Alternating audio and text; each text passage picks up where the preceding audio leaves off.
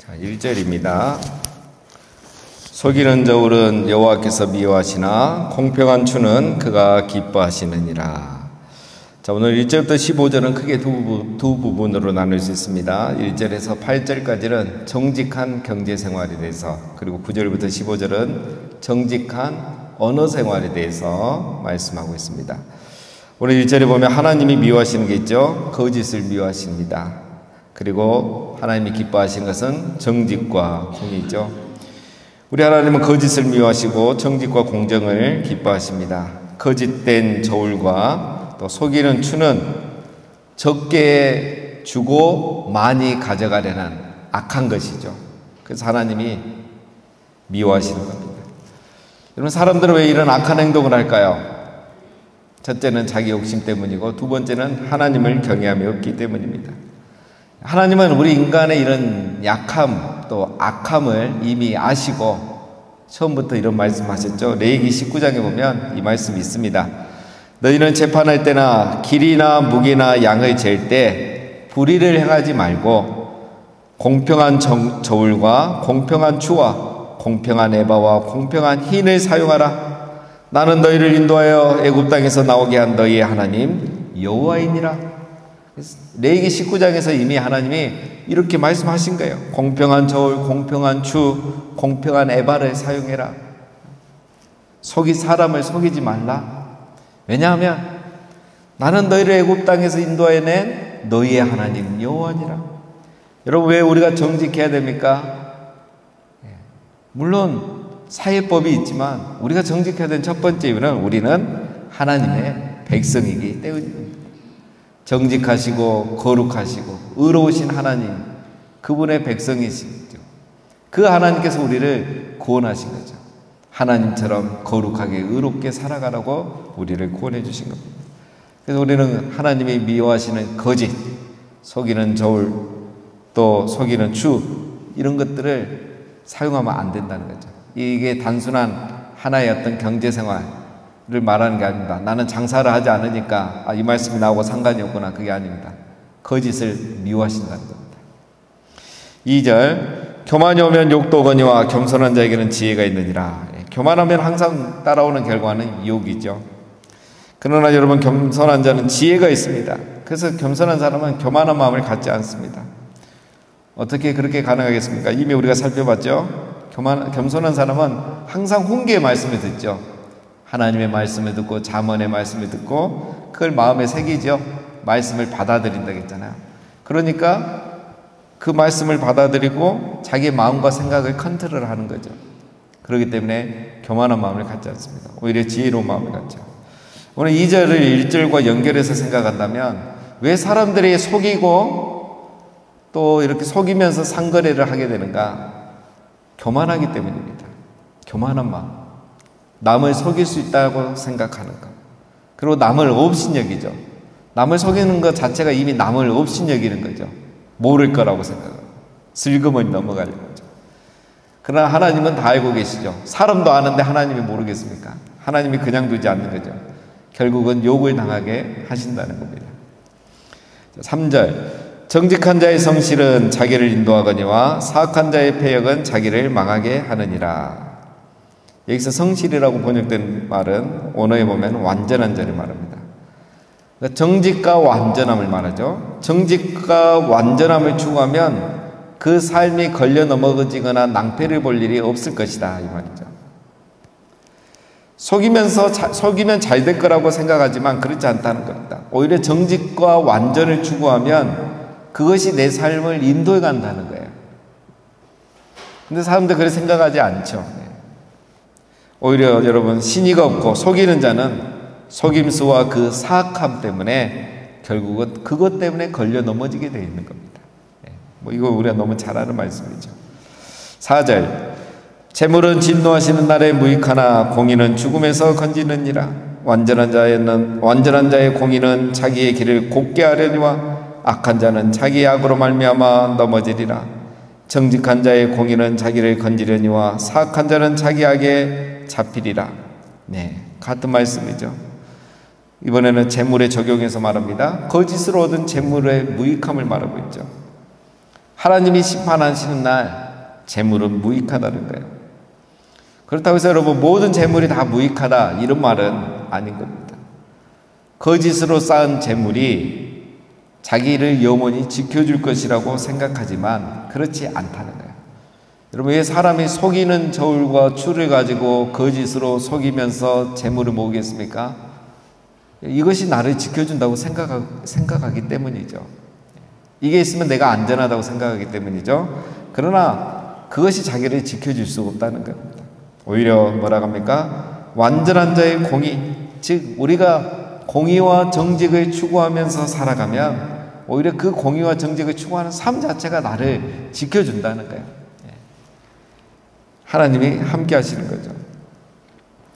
그래서 6절에 여러분 결과적으로 사람은 자기의 공의로운 삶 때문에 구원을 받고 자기의 악 때문에 실패하게 된다는 거예요. 여러분 이거는 어떤 뭐 행위 구원을 말하는 게 아닙니다. 지금 그런 구원론에서 보는 게 아니고 우리의 삶을 이야기하는 겁니다.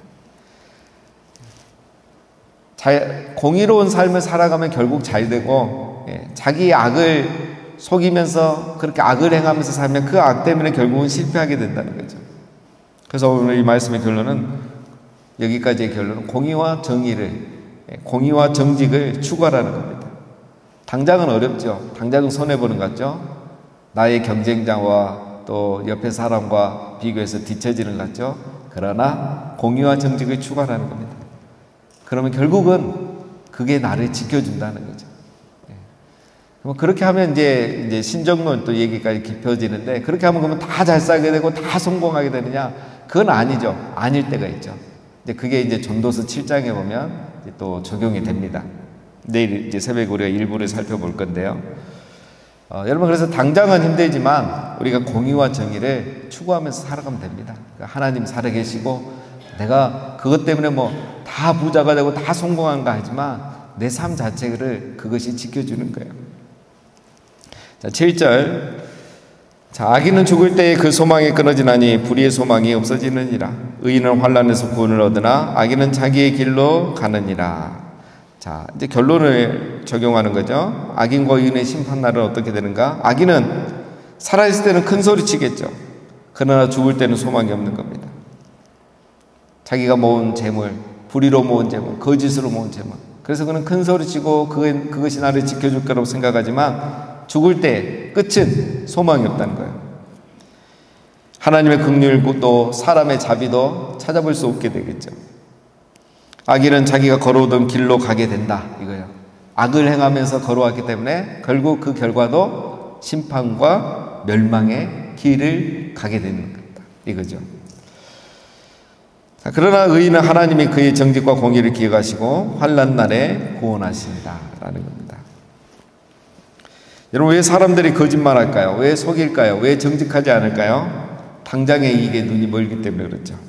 사람도 속일 수 있다고 생각하고 하나님도 속일 수 있다고 생각하는 그 교만함에서 거짓이 나오는 겁니다.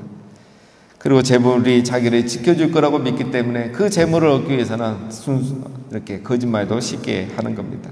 재물은 여러 가지로 적용해 볼 수가 있을 겁니다. 그러나 이런 사람은 오늘 말씀에 의하면 뭐죠? 그가 생각하던 결과를 맞이하게 된다는 거죠. 불의의 재물이 그를 지켜주지 못하기 때문입니다. 그가 믿었던 것들이 그를 지켜주지 못하는 거예요. 재물이든 사람이든 어떻게 해서 수단과 방법을 동원하지 않고 자기가 가지려고 했던 재물이든 사람이든 신이든 명예든 이것들이 결국은 자기를 지켜주지 못한다는 거예요. 하나님이 자기를 지켜줄 것이라고 믿지 않았고 생각하지 않았기 때문에 그가 생각하던 대로 그는 하나님의 구원, 도우심을 받지 못하고 심판과 멸망을 받게 된다라는 겁니다. 자, 우리가 다 이제 알고 있는 말씀들이죠. 이렇게 잠언이 잘 정리를 해줬습니다. 자, 9절입니다. 악인은 입으로 그의 이웃을 망하게 하여도 의인은 그의 지식으로 말미암아 구원을 얻느니라. 자, 악인은 입으로 그의 이웃을 망하게 한다. 이거는 부정적인 말을 말하죠. 악인은 왜 이웃을 망하게 합니까? 부정적인 말을 하거나 또 남을 해치는 말을 하죠. 그러면 의인은 무슨 말을 하겠습니까? 그의 지식으로 말미암아 사람을 구원하는 거죠. 자기도 구원받는 거죠. 의인은 의로운 말을 합니다. 정직한 말을 합니다. 격려하는 말을 하죠. 특별히 지식, 하나님을 아는 지식을 전함으로써 그 말이 사람들을 치유하고 희망을 주고 살리고 구원하는 거예요. 그러면 자기도 구원받게 되는 거예요. 살아나게 되는 거예요. 이 구원이 천국 가는 구원이 아닙니다.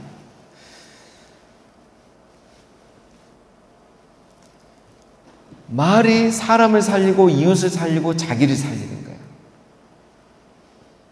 그래서 여러분, 내가 어떤 말을 듣고 있는가도 잘 생각해 봐야 됩니다. 내가 말을 들을 때마다 살아나야 돼요. 기분이 좋아져야 돼요. 희망이 생겨야 돼요. 소망이 생겨야 돼요. 자, 계속 살펴보겠습니다, 여러분. 10절. 의인이 형통하면 성읍이 즐거워하고 악인이 패망하면 기뻐 외치느니라. 의인이 잘되면 온 마을이 기뻐하고 악인이 망하면 온 마을이 환호한다 이거죠. 무슨 말입니까, 여러분? 의인과 악인은 사람들이 안다는 거예요. 의인과 악인은 내가 아무리 악인이라 해도, 내가 아무리 의인이라 해도 사람들이 아는 거예요. 악인은 악한 말로 사람들을 해기치기 때문에 사람들이 싫어합니다. 그래서 그 사람이 패망하면 사람들이 기뻐하는 거예요. 그 사람이 떠난다면 사람들이 좋아하는 겁니다. 그러나 의인은 말로 사람을 세워오고 사람들을 격려했기 때문에 사람들이 그 사람을 좋아하는 거죠. 그래서 그 의인이 잘 되면 사람들이 함께 기뻐하는 거예요. 내가 의인의 언어 생활을 하고 있는가, 악인의 언어 생활을 하고 있는가, 어떻게 할 수 있겠습니까? 사람들의 평가를 보면 알 수 있는 겁니다. 자, 11절 다시 더 적용합니다. 성읍은 정직한 자의 축복으로 인하여 진흥하고 악한 자의 입으로 말미암아 무너지느니라. 자, 아주 중요한 말씀이죠, 여러분. 도시, 성읍, 마을, 도시, 또 오늘 우리로 하면 공동체라고 해야 된다. 공동체, 여러분. 공동체는 정직한 자가 축복하면 흥한다, 진흥한다 이거죠. 사람들이 여러분 정직하게 말하면 마을이 발전하고 도시가 발전하고 공동체가 좋아진다 이거죠. 정직한 사회가 되기 때문에 이거 당연한 거 아니겠습니까? 정직한 자들이 많아지면요 도시가 발전하게 되죠. 정직한 사회가 되니까. 그렇죠? 왜 우리 사회가 이리 됐습니까? 다 거짓말하니까 서로를 못 믿고 국민들도 못 믿는 거죠. 이 말이 잘 와닿지 않을 건데 반대로 생각하면 됩니다.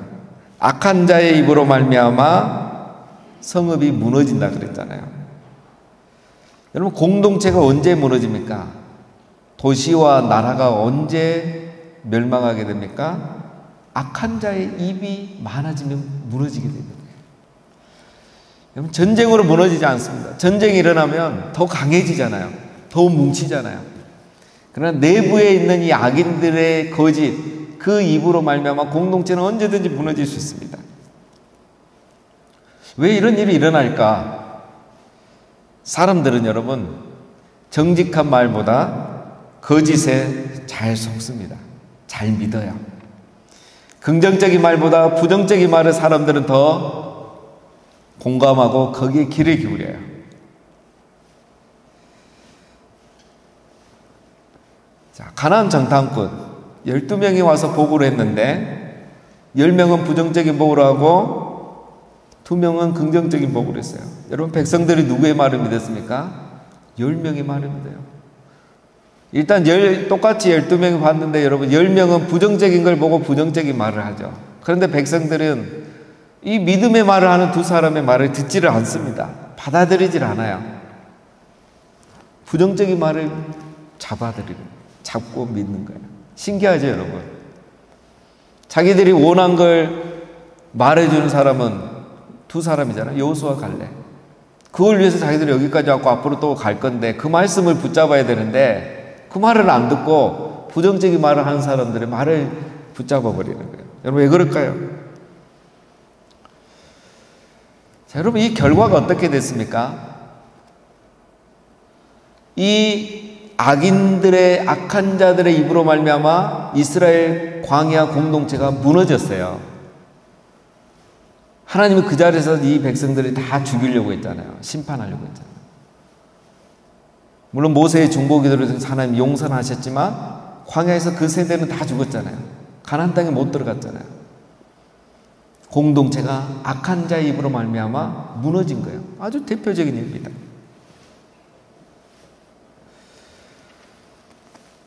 여러분, 우리 교회에는 특별히 이런 위험에 노출되어 있습니다. 사회는 이미 이렇게 되어 있기 때문에 뭐 분별하기도 힘들고 요즘 이제 갈수록 이게 더 심해지죠. 그러나 우리 교회는 이제 그나마 우리는 정직과 진리와 진실이 있는 것 아닙니까? 그렇기 때문에 우리는 항상 이런 위험에 노출되어 있는 거예요. 여러분, 악한 자의 입은 막을 수가 없어요. 정직한 자들은 침묵합니다. 그렇죠? 우리도 좋은 일은 잘 말하지 않잖아요. 침묵하고 마음에 두고 기억하고 속으로 축복하고. 그러나 악한 자는 지금까지 우리가 살펴본 것처럼 거짓을 말하고 또 중상모략하고 이렇게 험담하며 다닌다는 거죠. 이런 일들이 항상 있는 거예요. 그래서 여러분, 우리가 어떻게 해야 되겠습니까? 늘 제가 여러 번 얘기하고 말씀드렸는데 말씀을 듣고 분별해야 돼요. 사람의 말을 들으면 분별하는 지혜가 있어야 돼요. 10명의 정탐꾼의 말이 옳은가? 여호수아 갈렙의 말이 옳은가? 분별해야 돼요. 근데 여러분, 왜 이게 분별이 안 되고 판단이 안 될까요? 왜 이 두 사람이 맞는 말을 하고 있고 우리가 원했던 말을 하고 있는데 왜 10명의 말을 믿었을까요? 분별을 못하고. 그것은 여러분, 이 백성들 안에 10명의 정탐꾼과 똑같은 마음과 생각이 있기 때문에 그런 거예요. 자기들도 불안한 거예요. 자기들도 불안하고 믿어지지 않는 거예요. 물론 비전을 바라보고 나왔지만 광야 생활을 해보니까 불안한 거예요. 믿어지지 않는 거예요. 그래서 자기들이 생각하고 있고 믿고 싶었던 그 부정적인 말을 믿은 겁니다, 사실은. 그러니까 분별을 할 수가 없었던 거죠. 자, 여러분, 우리가 분별을 잘하기 위해서는 내가 먼저 믿음을 가지고 긍정적인 생각을 하고 있어야 돼요. 그래야 그게 분별이 됩니다. 내가 이미 부정적이고 이렇게 믿음이 없으면 그걸 받아들이게 되어 있는 거예요. 자, 두 번째, 사실관계로 확인해보는 습관을 가져야 됩니다. 악인의 말만 믿으면 안 됩니다. 왜 악인의 말만 믿습니까? 방금 말씀드린 것처럼 그 말을 믿고 싶기 때문에 그런 거예요. 자기들이 비판적이고 부정적이니까 그런 말을 하는 이 악한 자들의 말을 그대로 믿는 거예요. 그래서 10명의 정탐꾼의 말을 받아들인 거죠. 여러분, 우리의 생각이 바뀌어야 됩니다. 내 생각이 먼저 바뀌고 내가 믿음을 가져야 돼요. 그래야 분별할 수도 있고 또 무슨 말을 들어도 확인하면서 진리를 분별해 가는 겁니다. 그래서 악인은 악인의 말에 넘어지게 되어 있는 거예요. 우리 항상 내가 먼저 믿음을 갖고 긍정적인 말하고 정직을 말하고 지혜의 말을 말하면 여러분, 다 이런 악한 자 입에 우리가 무너지지 않고 우리 가정과 교회, 공동체를 지켜나갈 수 있는 것입니다. 이게 아주 중요한 겁니다. 특히 이 시대에 그렇습니다, 여러분. 지금 여러분, 앞으로 세계가 큰 혼란을 맞이할 수 있는 것 중에 하나가 뭐냐면 이제는 거짓말을 분별하지 못하는 시대가 온다는 거예요. 왜냐하면 AI라는 것이 모든 정보를 짜집기 위해서 거짓말을 만들어내버려요. 그럼 사람들은 그게 팩트인지 알고 믿어요. 어제 여러분 신문을 보니까